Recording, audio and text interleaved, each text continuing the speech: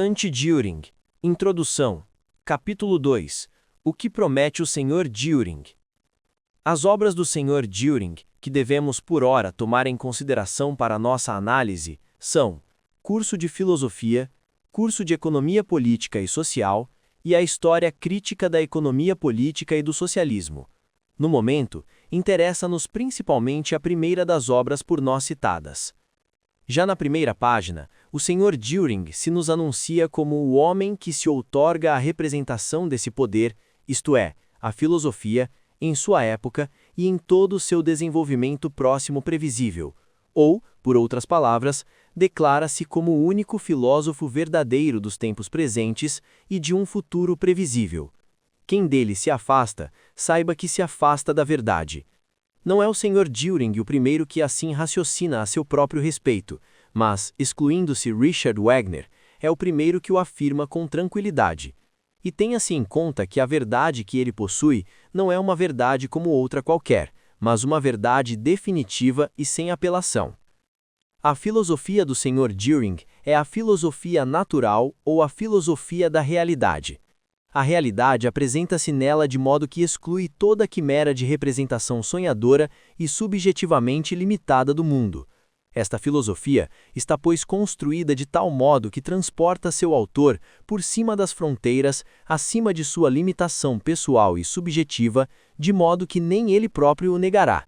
E, de fato, nada mais era preciso para que seu autor estivesse em condições de proclamar verdades definitivas e sem apelação, ainda que não tenhamos compreendido até agora como pôde realizar-se semelhante maravilha. Este sistema natural de um saber, precioso por si mesmo, para o espírito, descobriu com toda a certeza, sem transigir quanto à profundidade da ideia, as formas fundamentais do ser. Desde sua plataforma verdadeiramente crítica, o Sr. Düring nos apresenta os elementos de uma filosofia real, projetada, portanto, sobre a realidade da natureza e da vida, ante a qual não se mantém um horizonte apenas aparente, mas se desenrola ante os nossos olhos, surpreendidos em suas potentes comoções, todas as terras e céus da natureza exterior e interior. Oferece-nos, pois, um novo método especulativo e seus frutos são resultados de observações radicalmente novos, ideias originais criadoras de sistema, verdades comprovadas. Temos nela um trabalho que encontrará a raiz de sua força na iniciativa concentrada, supondo-se que isso queira dizer alguma coisa.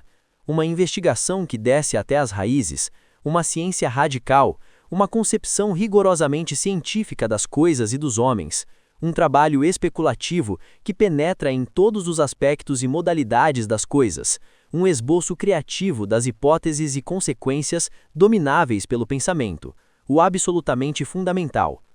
O Sr. Düring não se limita a nos oferecer no campo da economia política trabalhos histórica e sistematicamente vastos, entre os quais os históricos se distinguem ainda pelo meu traço historicamente grandioso e que fazem nascer na economia ciclos criativos.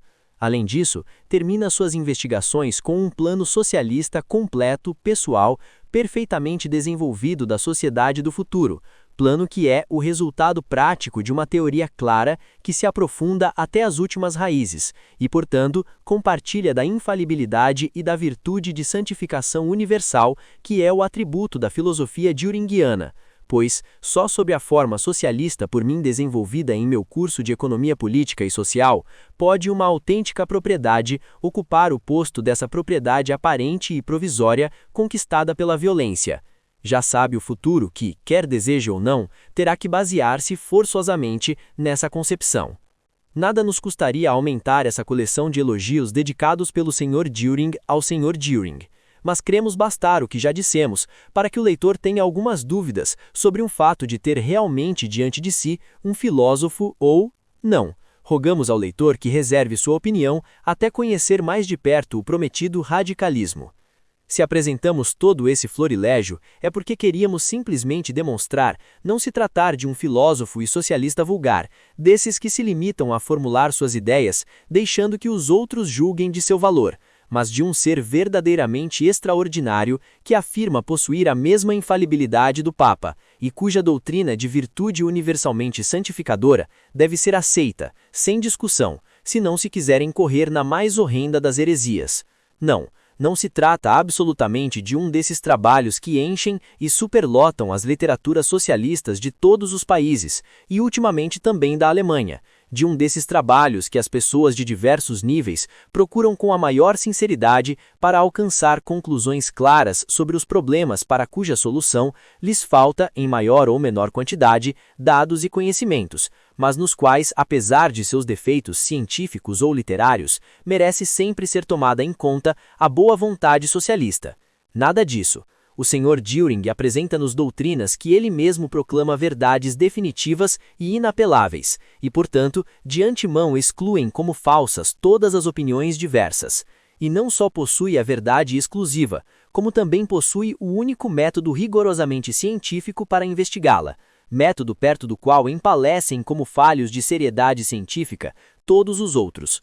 Ou o Sr. Dühring está na razão, e então estaremos diante do maior dos gênios de todos os tempos, do primeiro homem super-humano, infalível, inalterável, ou então está o Sr. Dühring equivocado, e mesmo assim, qualquer que seja a nossa opinião, se tomássemos em consideração benevolentemente sua boa vontade, como se ela existisse, isso seria a maior das ofensas para ele. Quando se está na posse da verdade definitiva e inapelável e da única ciência rigorosamente científica, é natural que se manifeste certo desprezo pelo resto da humanidade, ignorante da ciência e extraviada no erro. Nada tem, portanto, de estranho o fato de o Sr. Dühring falar de seus predecessores com a mais profunda do desprezo, e só umas tantas pessoas, a quem ele próprio chama de grandes homens, prevalecem ante o juízo de seu radicalismo. Vejamos o que nos diz dos filósofos. Leibniz, carente de todo sentido elevado, é o melhor de todos os possíveis filosofadores cortesãos. Kant é ainda tolerado. Depois dele, entretanto, tudo virou às avessas, pois vieram as tolices e futilidades tão sem substância e tão enganosas dos primeiros epígonos, de um Fichte e de um Schelling, caricaturas monstruosas de incultos filosastros da natureza, às monstruosidades pós-kantianas e às fantasias febris que encontram num Hegel o seu remate e sua coroação. Este filósofo falava uma gíria hegeliana e propagou a epidemia hegeliana, por meio de suas maneiras e formas anticientíficas, por suas grosserias. Os naturalistas não têm tratamento melhor, apesar de ser citado apenas Darwin. Portanto, é a este que temos que nos referir. A semi-poesia e a rapidez darwinista de Metamorfoses, com sua grosseira estreiteza de concepções e sua fraqueza de discernimento. Do nosso ponto de vista, a darwinismo, do qual se deve separar naturalmente as doutrinas lamarckianas, é uma afirmação de selvageria e um crime de lesa humanidade. Mas os socialistas é que ficam em piores condições, com exceção de Louis Blanc, o mais insignificante de todos. Eles são todos pecadores e indignos da fama que o Sr. Dühring lhes poderia dar através de seu nome. E tudo isso não apenas pela sua falta de verdade para com a ciência, mas também por sua falta de caráter. Exceto Babeuf e alguns outros comunares de 1871, todos os outros chegam mesmo a ter masculinidade. Os três utopistas não são, segundo ele, mais que alquimistas sociais.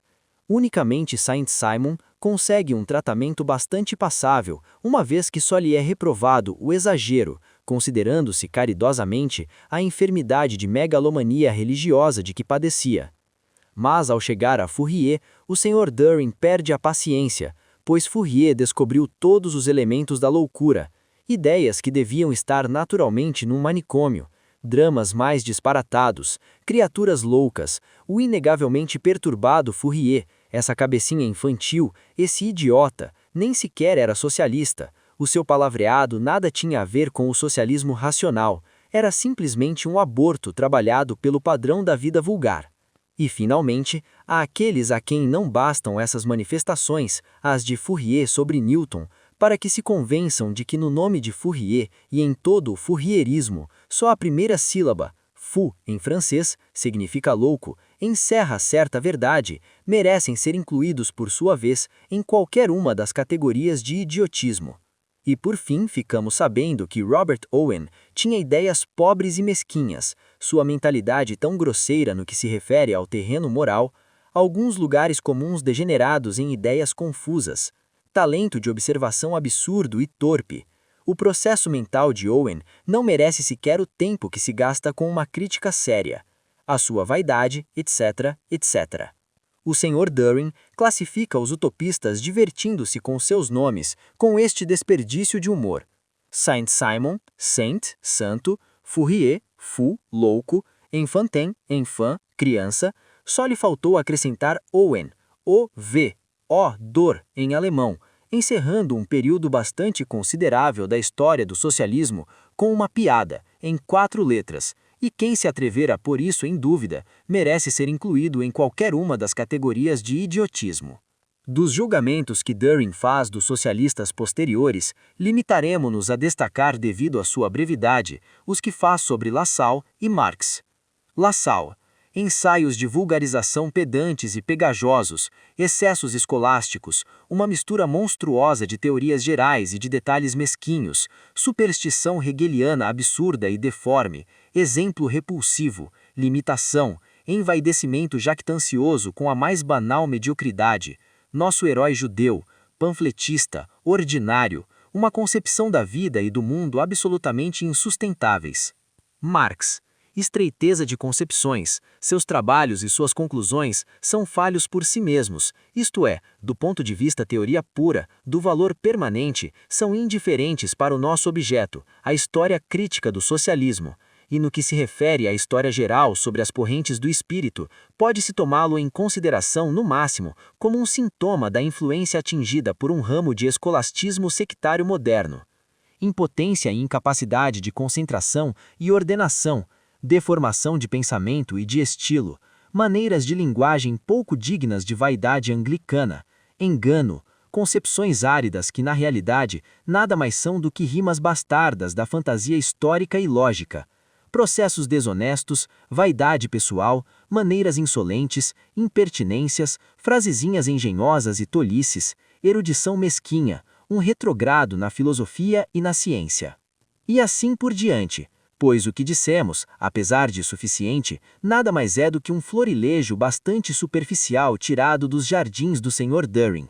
Mas é preciso ficar bem claro que no momento não nos interessa saber se essas amáveis insultos, que com um pouco de boa educação poderiam coibir o Sr. Düring de acusar alguém como infame, impertinente, se essas afirmações também são verdades definitivas e inapeláveis. Assim mesmo, nos absteremos, pelo menos no momento, de exteriorizar qualquer dúvida sobre o seu radicalismo, pois temos muito medo de que isso nem sequer nos permitisse escolher a categoria de idiotas na qual deveríamos ser incluídos. Vimo-nos obrigados a dar algumas provas daquilo que o Sr. Düring chama de escolha entre as maneiras corretas e estritamente modestas de expressão, mostrando, além disso, que para o Sr. Düring, a insignificância de seus predecessores é tão inalterável como é a sua própria infalibilidade. Depois disso, nada nos resta senão nos humilharmos na mais profunda reverência ao mais poderoso de todos os gênios de todos os tempos, se é que as coisas são como ele nos promete.